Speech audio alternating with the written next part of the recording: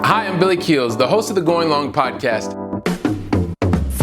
Every week, I'm going to be here interviewing the absolute best in the business as it relates to real asset investing, as well as real Main Street investors.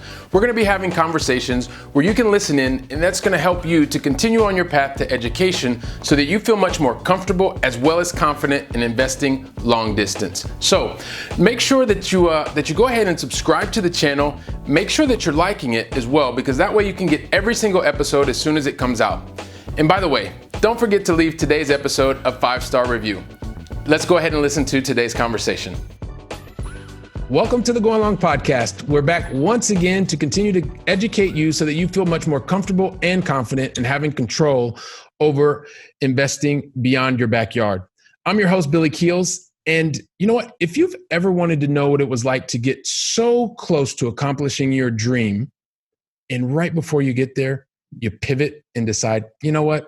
I didn't want that. And the importance of building a really robust team around you in order to achieve success. And guess what? This is the episode that you're going to want to stay around till the very, very end, because today's guest, not only was he born outside of the United States, which makes him very unique, he also is the founder and CEO of the Premier Law Group. He's been on stage with people like Robert Kiyosaki, Ken McElroy, the real estate guys, Brad Sumrock, Peter Schiff, and a whole lot more. Hopefully he's going to tell us some of these stories as well. And you know what? And this is kind of a joke, but he's actually a lawyer who speaks English and can help everybody else understand what we should really be thinking about. And he's helping people to stay compliant and out of jail. Pretty simple. Today's guest is none other than Mr. Mauricio Rauld. Mauricio, welcome to the show, man. Thanks, Billy. Thanks for having me. Super excited about the show. I am super fired up that you're here today and really looking forward to you adding lots of value, as you always do. So, but Mauricio, one of the things we like to do here before we even get started, can you help everybody understand where exactly are you and what city are you today? I am currently in a small coastal town called San Clemente, California. It's in Southern California, pretty much halfway between downtown Los Angeles and downtown San Diego, right in the middle between those two big cities. Okay, fantastic. So we put you on the left coast there of the United States, which is fantastic. And also, just help us understand, what's the most positive thing that's happened to you in the last 24 hours? Hands down, I woke up this morning and did not have a chalk drawn around my body. So that's always a good thing to start the day and just makes you appreciative of what's ahead. Absolutely. Gotta love that. Gotta love that. Perfect. So listen, I've talked a little bit about you, but I would love, and I'm sure that all of our Going Long audience would really like to understand a little bit more about your backstory. Can you share that with us, Mauricio? Yeah, so I was, I'm originally, as you mentioned, I was I was born in Santiago, Chile, many, many years ago now. And at a very young age, my family left Chile and moved to England. So I lived in Europe for the first 8 years of my life. There was probably 1 year that we went back and then decided to come back. But I lived in England until I was about 10 or 11 years old. And so, I grew up in that culture and have lots of fond memories of England.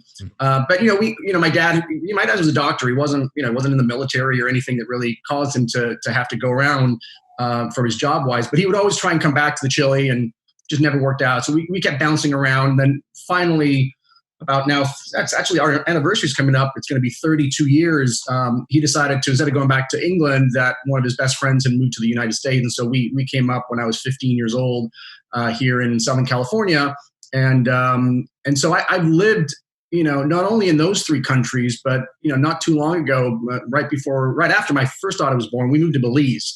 So I've lived in England, I've lived in Chile, I've lived in the US, and I've also lived in Belize. So awesome. It's great to get that international experience. I'm really glad I got my youngest daughter to experience some of that. I just had the fortune of being able to travel. Because of that, I've had the fortune of traveling to so many different places. So I really do appreciate, and I've certainly been to Barcelona. I was there for a week. I forget when now, it's probably 20 years ago or so, but a beautiful city as well. And so that's kind of where my traveling thing. And then, once I came to the US in Southern California, I ended up going to study up north in Northern California at UC Berkeley and did my undergraduate work there. And then honestly, just didn't know didn't know what else to do. And so ended up, taking the law school exam and going to law school. And here in Los Angeles at Loyola Law School in LA. And then did what every lawyer dreams of doing, which was I went to work for a fairly large law firm here in Southern California, where I did litigation, securities litigation, and some maritime, but primarily basically helped all of these big brokerage houses, the Goldman Sachs of the world, the Merrill Lynch's, the JP Morgan's, kind of defend them when they got sued. So they would get sued, as they often do, and my job was to defend them and go to trial and do that litigation piece. But I always knew that wasn't for me. That law firm life, the lifestyle was just not my thing. I realized early on that there had to be something more to life. Getting up in the morning and taking a shower and, getting in my car and going to work and working all day, working all night, working weekends, just work. I just knew that wasn't for me. And so luckily for me, I realized that at a fairly early age. And by early age, let's call it mid to late 20s. And thanks to a great book that I know you've read, and I'm sure hopefully a lot of your listeners have read, which is Robert Kiyosaki's book, Rich Dad, Poor Dad. That kind of opened my eyes quite a bit and confirmed that there was something more to just working at this law firm until I was 65 years old and then, retire with a great, pension or what have you. But basically a slave for the next, I guess at that point, 30 more years of doing that. Yeah. Wow. So many things we can unpack from living in countries and being able to have that. I'm just curious, how is that? Just that perspective of having lived in 4 countries. I know it's also something that I've done. A lot of our audience loves to travel. How has that impacted the way that you interact with people and even with your clients today? It's a big, it helps a lot. I mean, you're just opening your eyes. It makes you understand, obviously, different cultures. There's a great saying, and I can't forget who it is, an old saying that, if you don't visit other countries, it's like just reading the first page of a book or a chapter of a book, and you don't really get the entire book. And so just understanding where people are coming from and, just that helps a ton. And obviously, a lot of my clients are not U.S. born. A lot of my clients come from, either Europe or they come from, sort of the Asian countries. And so it just helps understanding that, we're all a little bit different, no better, no worse. We're all different. And just understanding everyone's perspective, it helps a lot. Yeah, that's definitely platinum advice. And when you have a chance to interact with people from around the world, it definitely is something that can help with the perspective and the understanding. So, I mean, you talked about it. Sorry to interrupt. One of the things because this really hit home the last time I came home. So, we lived in Belize up until about 4 years ago. But one of the things that also, for me personally, it accentuates the gratitude because you come back to the U.S. And any really developed country after living in Belize or even in Chile, and you forget that some of the luxuries that you have that you take for granted, and just some of them might be silly, like going to the grocery store and having a line of cereals that you can easily select from, and it's ridiculous how many options you have. But you forget that in many countries they may not even have cereal. My kids are, they have gluten sensitivities, and in Belize that was a difficult thing for us to find. So it just appreciates what you have when you come home, especially when you're moving from a sort of a less developed country to a developed country like the U.S. or Europe. Yeah, definitely. I remember the first time my wife and I went back to the States and took her to the grocery store. And it was like she thought it was unbelievable because there were 78,000 different types of cereal. I mean, just she was like, "What in the world? What is this?" So yeah, that's funny. Thanks for taking me down memory lane. So you were talking about working with different clients from all over the world, and I know that I mentioned at the beginning you helping people to stay compliant and stay out of jail. So I know this is something that's close to your heart, and I know that for many of our tribe, our audience, the concept of what you do may be, and no pun intended, foreign to them. So tell us a little bit about what it is that you do as an SEC attorney, what that means, and how you as a member of the team are actually helping others to get and achieve their goals for themselves and their investors. Yeah, so I represent basically real estate investors. I think 99%. I maybe have one that's out there that's not a real estate investor. I represent real estate investors who are raising money to go buy bigger deals, bigger real estate. So most real estate investors start small. They start with a single family home or a duplex or a triplex or whatever, and they use their own money and they kind of get their feet wet there. But after a while, they tend to realize two things. One, if they keep at that pace, it may not It may take them a little bit longer than they want it to. And then they run out of money. I mean, everybody at some point, no matter how much money you have, at some point you're going to run out of money. So then the decision becomes, do you stop buying real estate and just wait until you either make more money or maybe the real estate appreciates and you can take some money out? Or do you now partner with other people so that you can then continue to purchase real estate and maybe buy bigger real estates? A lot of people make that jump from single family or duplexes to maybe a 10 unit or a 20 unit or a 100 unit apartment building. So that's what I do. I help clients raise money, meaning receive monies from passive investors. So they collect the money and they do all the work to go basically create a return for their investors. And in the US, and I think in most countries, but in the US, when you're doing that, when you're raising money and taking money from other people, where you're doing all the work and generating the return and your investors are simply giving you a check as an investment, then you are technically issuing a security. And that's why the securities laws apply in the US. And frankly, I think they apply in pretty much every country. The degree of the laws will vary from country to country, but typically when you're raising money, that triggers securities compliance. And then it just depends on what country or jurisdiction you live in, is how complicated that law is. And unfortunately, fortunately or unfortunately, depending on what side of the fence you are, the US has probably one of the most robust and restrictive or complicated or whatever you want to call it, securities laws that need to be navigated, just like our tax code. And so my clients will hire me to make sure they navigate those rules and not step on any landmines. Okay. Sounds great. And I know that you like to talk a lot about, there are kind of three ways to do it, right? Or maybe there's more, but I know that at least from a US based real assets or real estate, can you kind of tell us about some of the different flavors of how you can go out and be able to attract capital or raise money, if you may want to say raise money? So I think what you're talking about is whenever you're raising capital, I always say there's three things that the capital raiser or the client needs to keep in mind or remember. Number one, they have to register that security with our governmental agency, our Securities and Exchange Commission, the SEC. We either have to register that deal, that security with the SEC, or we need to find an exemption to registration. Or number three, it's illegal. It's really at high level. That's it. You have to register it. You have to find an exemption, or it's illegal. And because we don't want to do anything illegal, and because we don't want to register, the registration process is basically going public. So that means it's going to take many, many months, probably a year and a half to 2 years. You're going to spend, $1 million, 7, 8, sometimes even 8 figures. You just don't have, as a real estate investor, you don't have time for that nonsense.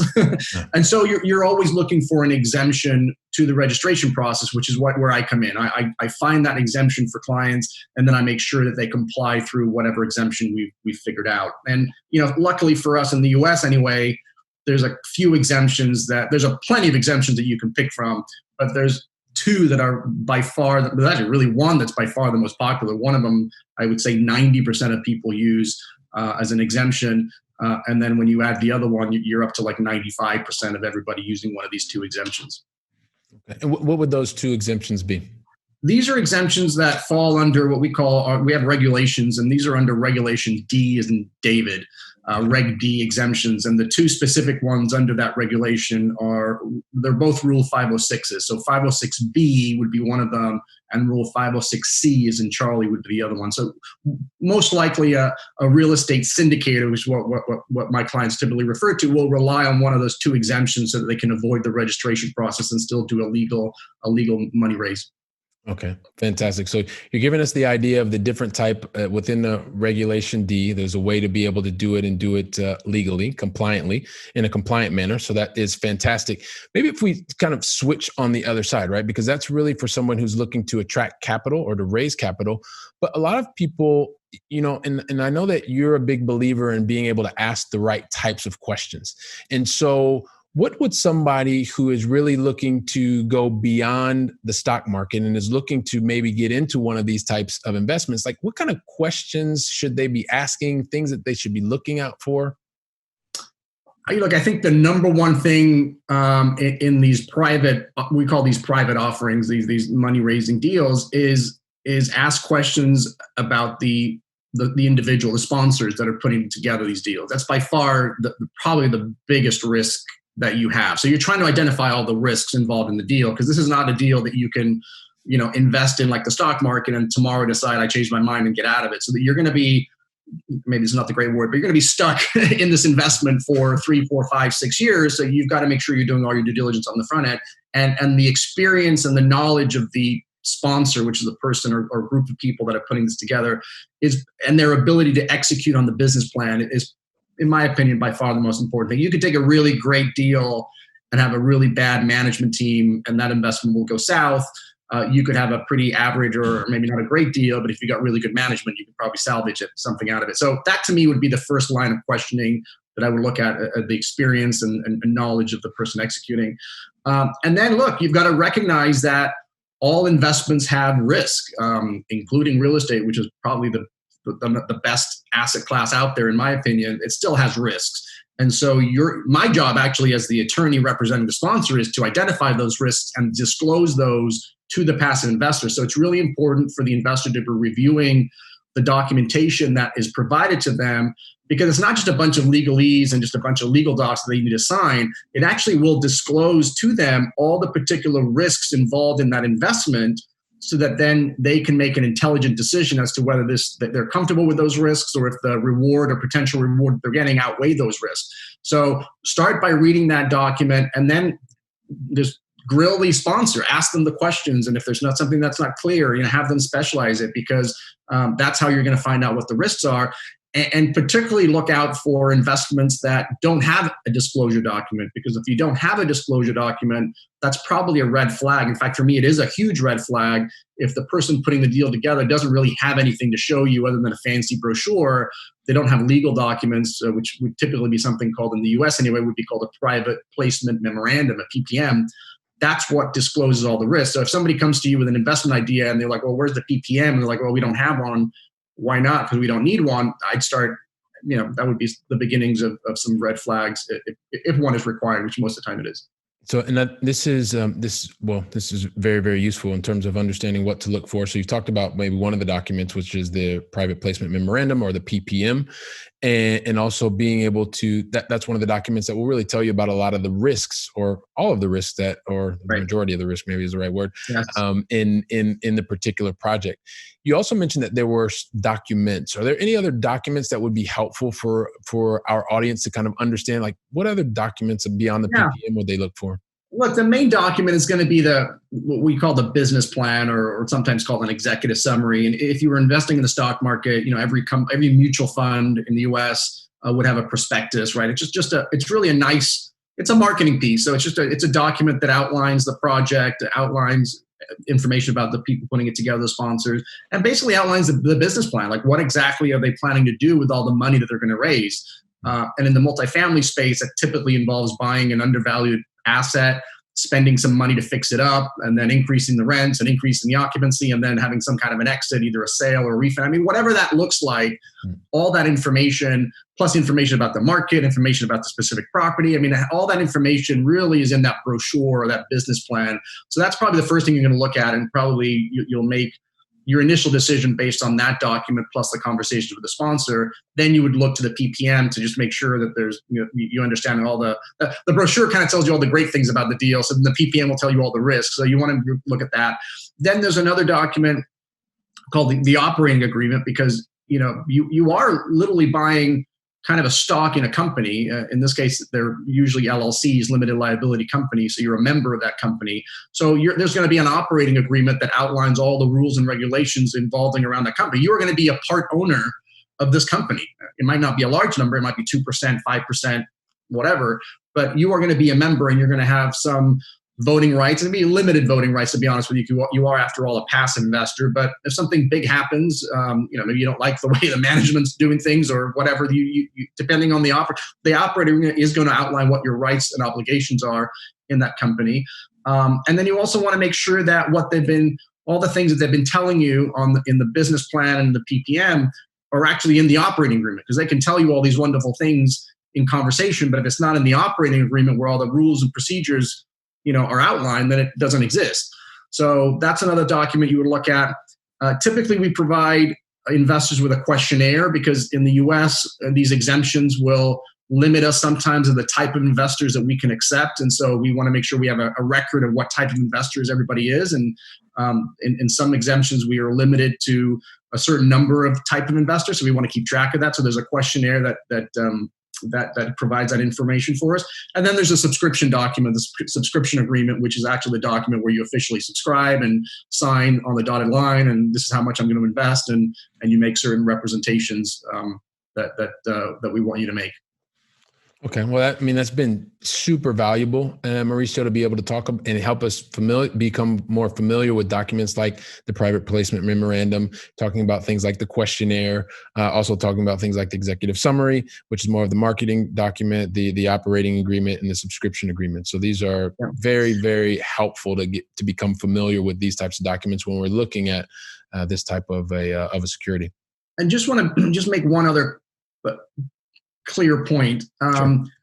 There may be other documents in your particular jurisdiction, right? So if you're in Barcelona, so if you're talking to somebody, if an investor lives in Spain, then you would have to look at the Spanish securities laws, which in all honesty are probably not as robust as the ones in the US, much more robust than Belize, but probably not as robust as the US. So typically, if you're complying with all the detailed rules in the US, there's a good chance you're complying with rules in Spain. But if you're in Italy, you got to look at Italian law, Germany, what have you.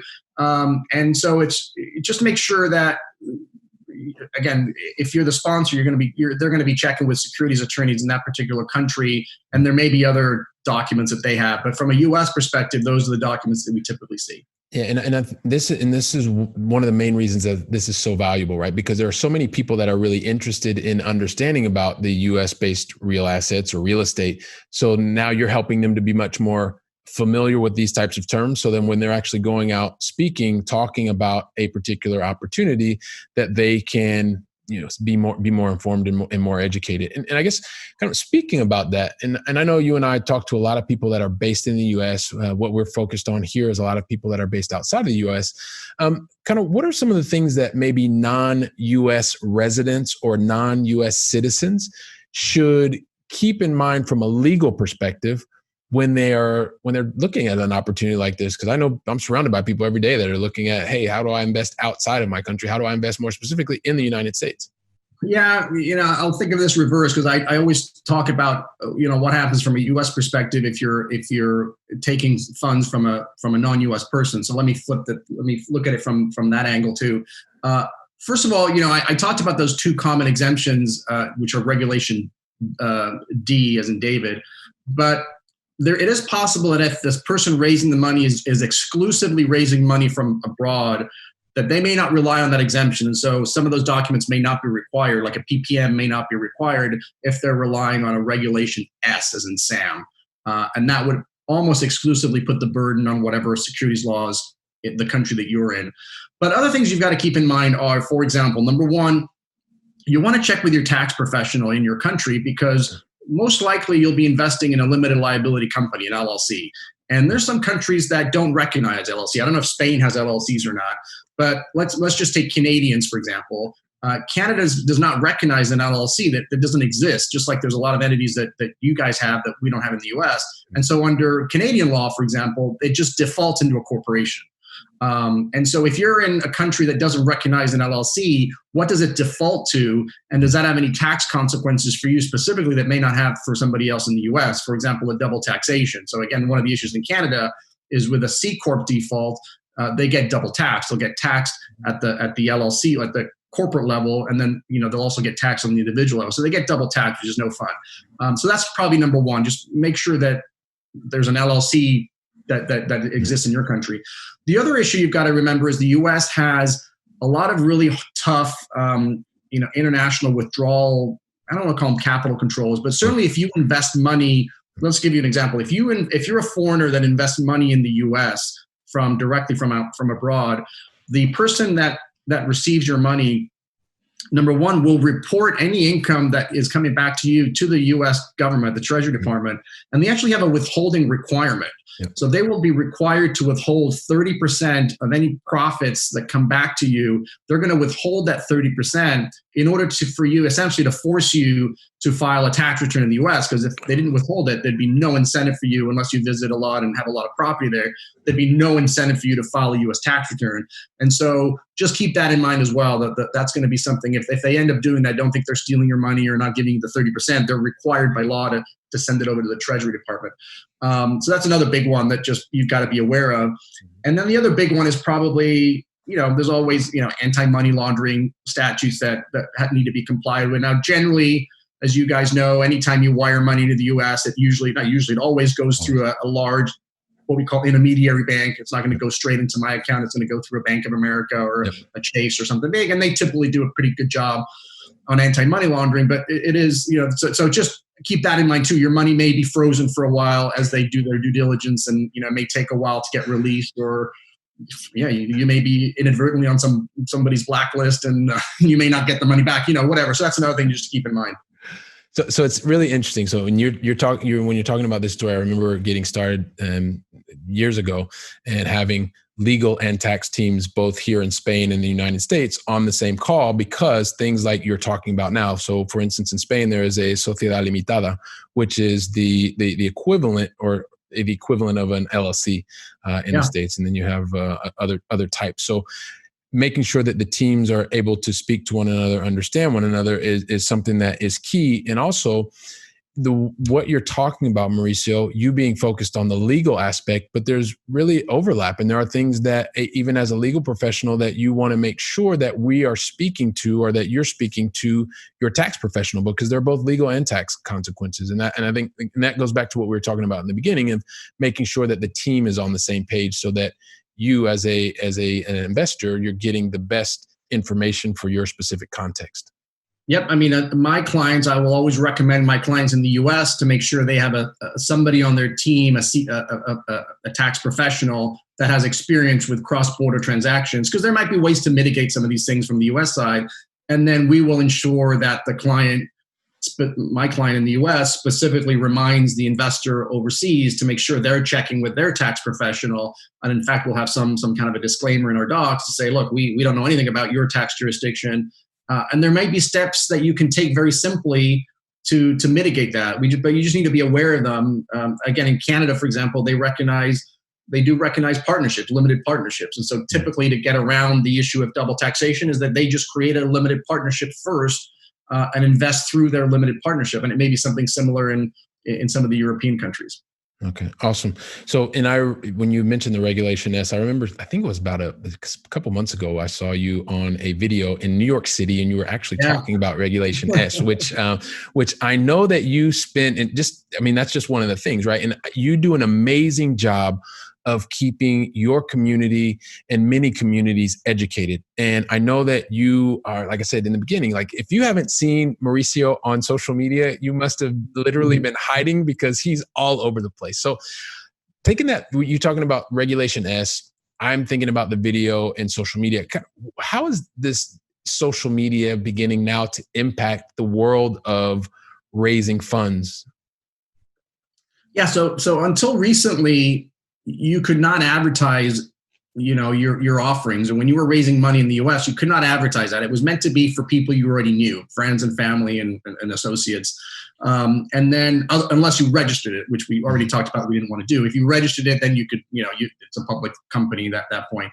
But up until 2013, which is less than 7 years ago, you just couldn't do it. We just had a Rule 506, that was what it was called, and you were prohibited from advertising anywhere. Then in 2013, an additional exemption came about, which is the 506C, which I mentioned earlier.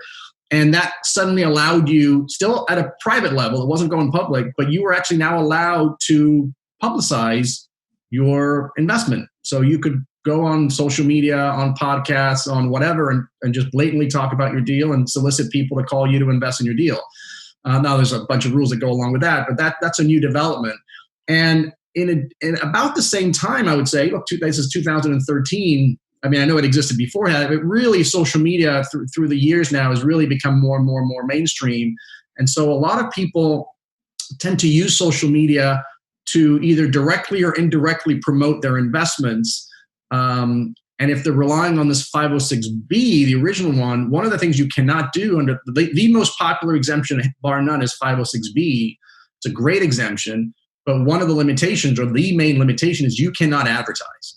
And so there's a lot of people who are on social media these days, and you've probably seen them, that are either blatantly pitching their deal, or they may not be specifically promoting their deal, but you can tell based on the video that, that they have something, and they're basically, dragging you in, or they're alluring you into calling them or emailing you or something, and then they'll get on the phone with you and try and sell you something. So that's one of the big issues that we're dealing with in the U.S. I think I don't know if this is true or not, but what I've read is our regulators think that, when it was okay to advertise under 506C, for some reason people just thought that they could just kind of get away with advertising even though they were doing a 506B, and that's kind of gotten ingrained with people. Not to say that every advertisement is illegal, because again, they may be relying on 506C, but I know for a fact a lot of them are not, and so that's one of the issues that we're very concerned about,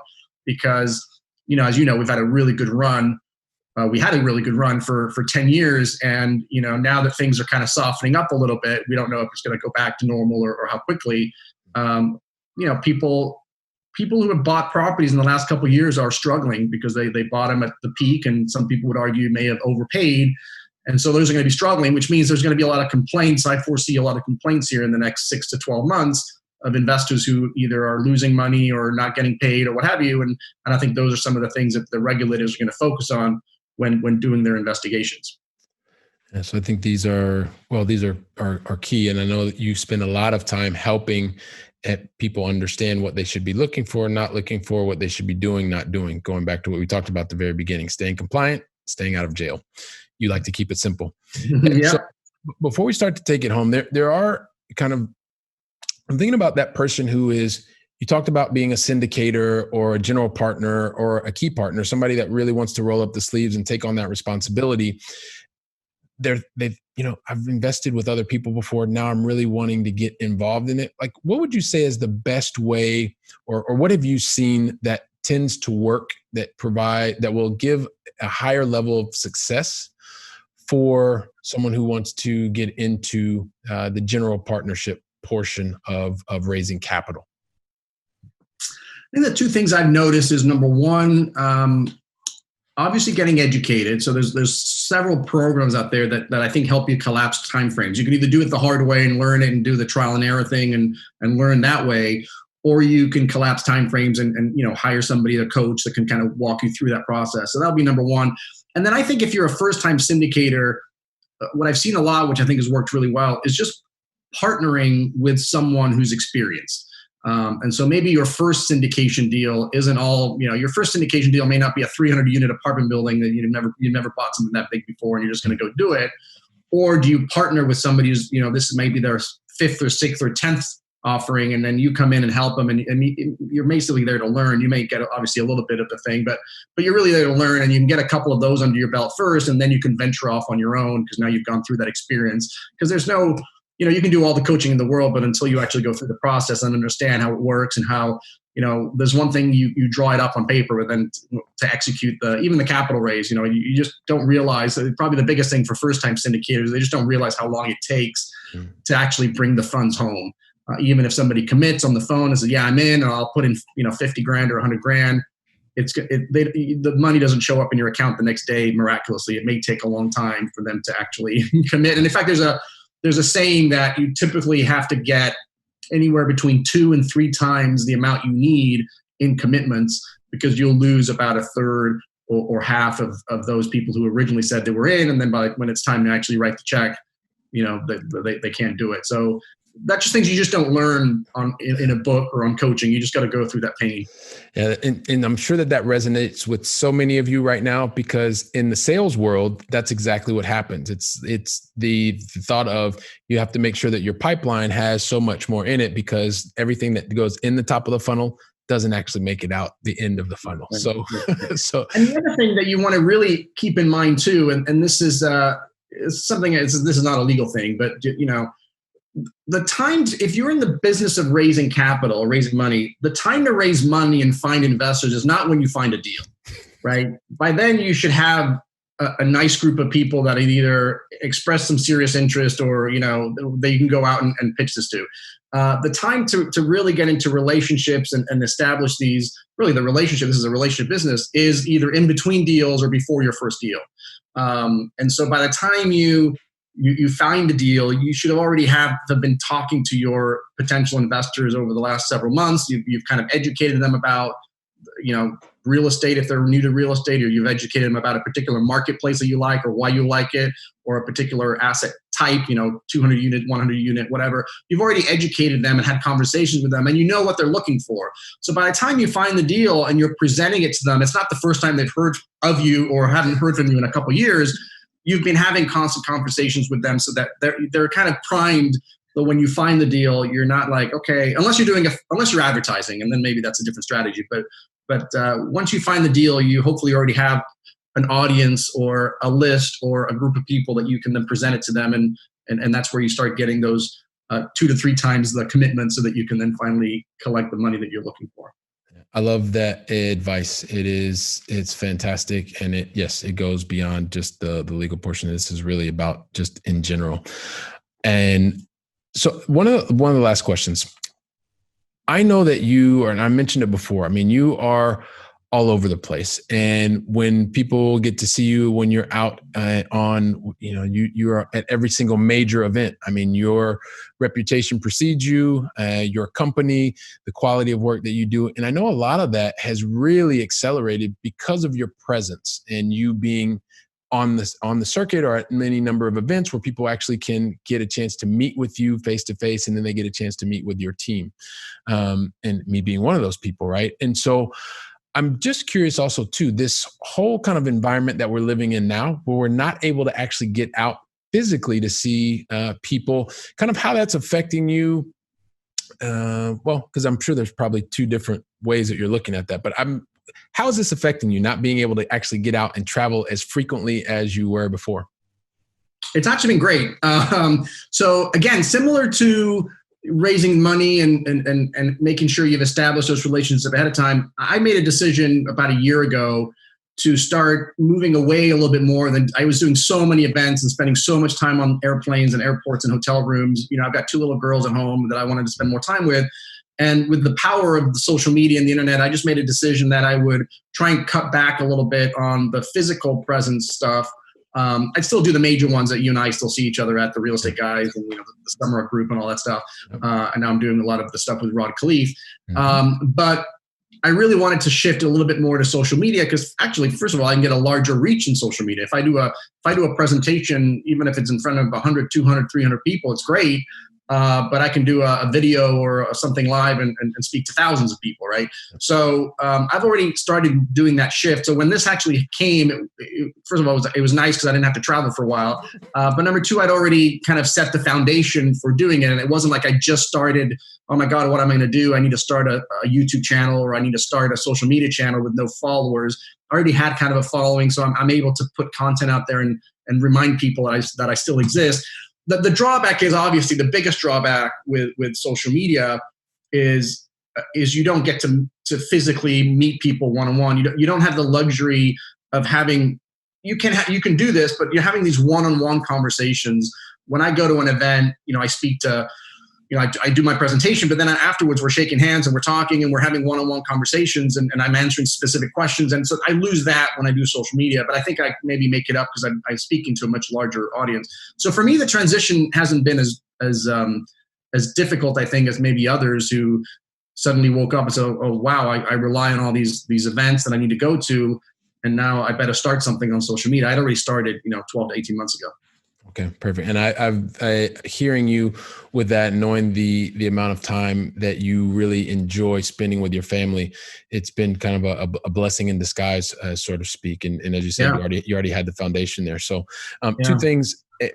So and if you haven't, right, you need to be watching Mauricio. I love your flip chart Friday, so that's something that is a lot of fun.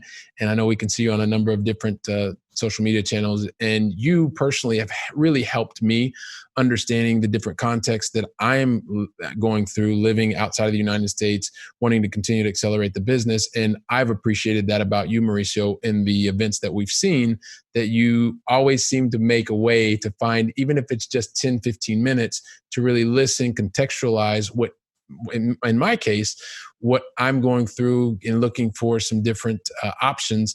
And that's something that I really do appreciate about you. And I'm sure that thousands of other people are around the globe, but it's definitely one of your strengths. And well, yeah, that's one of the reasons it's great that you're here to share with the Going Long audience. So thank you. Listen, Mauricio, so like, I just want to keep talking to you forever, man. But I know that time is limited, and we get to the point now where they have the Going Long final 3 questions. But I never ask the questions unless you tell me that you're ready for me to ask the questions. So my question to you is, are you ready? I'm ready. Let's do it. All right, here we go. So here's the Going Long final 3. First of all, and you've already mentioned you're a man who's lived around the globe, 4 different countries minimum. But I live in Europe, love living in Barcelona. And I would love to know, what is your favorite, yes, I'm putting you on the spot. What is your favorite European city, either that you visited or still on your bucket list? The bucket list is easy. I mean, I've been fortunate enough to travel quite a bit. Again, even living in England, we do family vacations to France and Italy, and I went to Spain a few times. I think the one that's on my bucket list is Prague. Oh. I've never been to Prague. And everybody that goes there just tells me it's amazing. And because I'm more of a beach guy, and so like a big city, it doesn't really. But Prague, for some reason, for many years now, has been on. So I'm going to say Prague is on my bucket list of a place I want to go. And then maybe a close second, which I've been to, but I was supposed to go a few years ago and couldn't do it, is Tuscany. I'm a big wine guy, so getting a nice little Tuscan villa is always on my bucket list as well. Okay, fantastic. And I spent about a month in Prague in the month of January. Great things about that. Well, as long as you're in a place inside, it's nice and warm. The things that can be a little bit on the other side it could be a little bit cold outside. But not in January. I would say, right.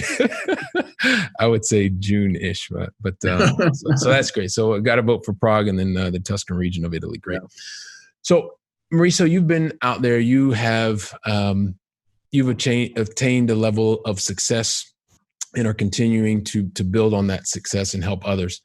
I'm going to guess that probably along the way, maybe once, probably only once, that you made a mistake, or maybe just once. And so, but from that mistake, I'm sure that you learned a valuable lesson.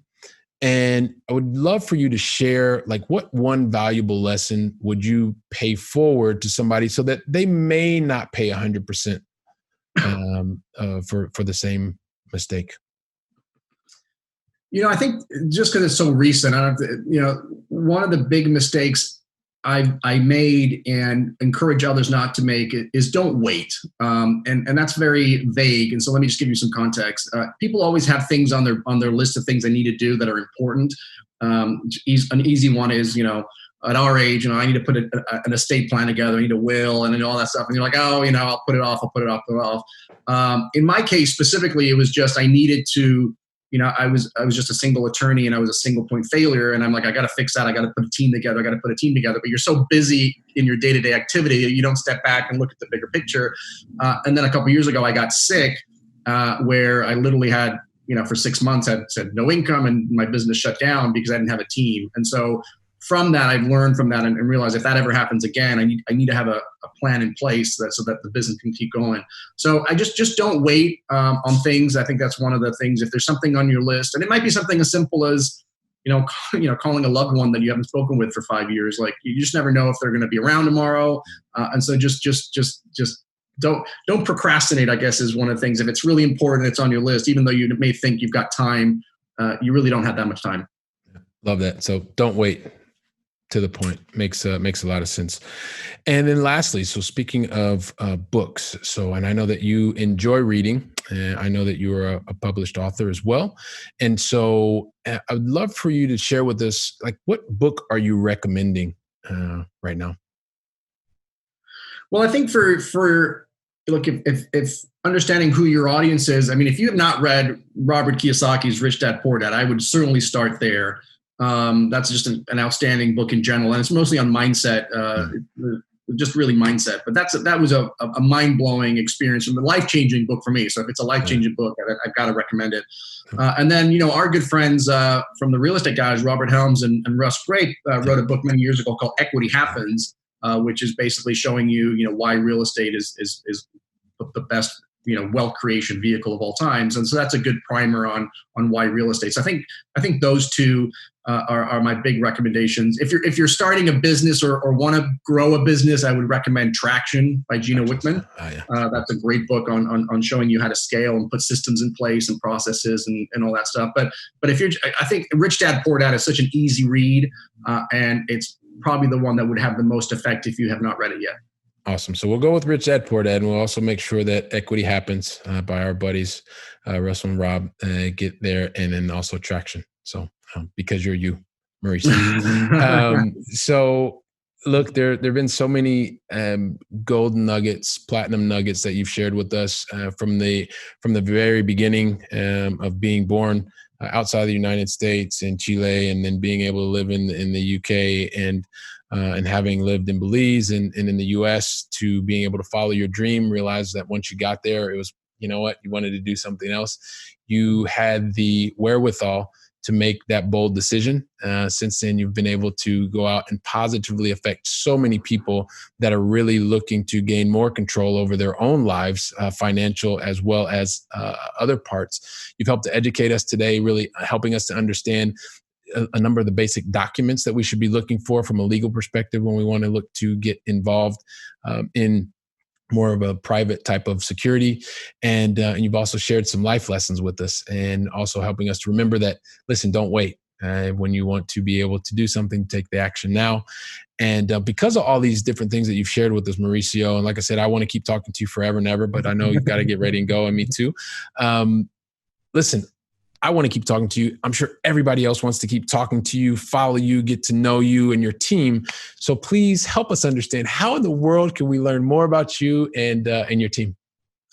You'd be a huge favor if you want to hop over to my YouTube channel, Mauricio Rauld. I put out a lot of content there to sort of try to educate people there. And obviously a subscribe to that would be a huge help for me so I can reach more people. And then if you want to get a hold of me personally, you can always email me at team, TEAM, at premierlawgroup.net, team at premierlawgroup.net. That actually comes to me, even though it hasn't got my name on it. And so I'm happy to follow up on any specific questions any of your listeners may have.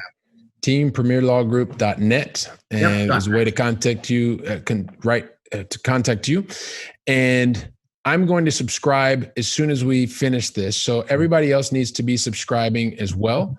And that way we can help you out and also continue to learn more from you and continue to become much more educated. So Mauricio, thank you so much for taking the time to join us here today on the Going Long podcast.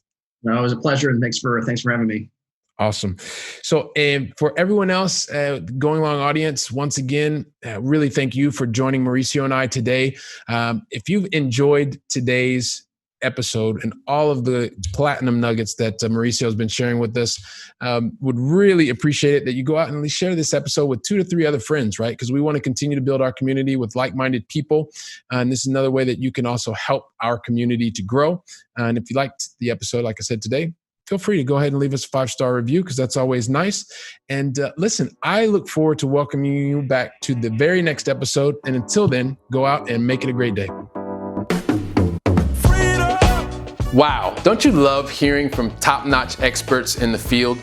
When I was getting started, I really wish that I would have had access to such experts. And even more, I wish they would have given me like a really simple list of things to follow so that I could have gotten to my goals much faster and been much happier even sooner. So that's why I've created for you the 7 things that you should avoid in order to be successful in long-distance investing. And you can pick that up really easily by going to billykeels.com/7 things to avoid. And also, if you liked today's episode, don't forget to leave a 5-star review. I'm looking forward to seeing you on our very next episode, so go out and make it a great day.